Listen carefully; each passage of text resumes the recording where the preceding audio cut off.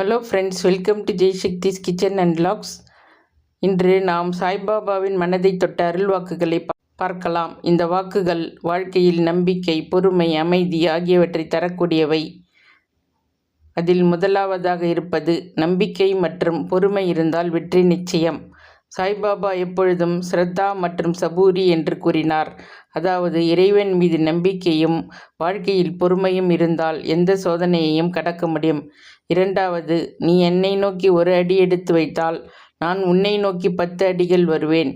நாம் இறைவனை உண்மையான மனதுடன் நினைத்தால் அவர் நம்மை ஒருபோதும் கைவிட மாட்டார் என்பதை கூறும் வாக்கு இது. மூன்றாவது, என் சமாதியிலிருந்தே நான் பேசுவேன். சாய்பாபா உடலால் இல்லாவிட்டாலும் பக்தர்களின் வேண்டுதல்களை கேட்டு அருள் புரிவேன் என்று உறுதியளித்தார். நான்காவது, என்னை முழுமையாக நம்புபவர்களை நான் கைவிட மாட்டேன்.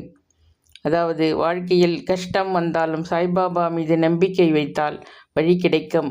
ஐந்தாவது, பசியுடன் இருப்பவருக்கு உணவு கொடுப்பது என்பது சேவை செய்வதற்கு சமம். மனித சேவையே மகேசன் சேவை என்பதை சாய்பாபா உணர்த்தினார். ஆறாவது, அன்பே உயர்ந்த வழிபாடு. அதாவது வெறுப்பு, கோபம் இல்லாமல் அன்புடன் வாழ்வதே உண்மையான பக்தி. ஏழாவது, கவலைப்படாதே, நான் உன்னுடன் இருக்கிறேன்.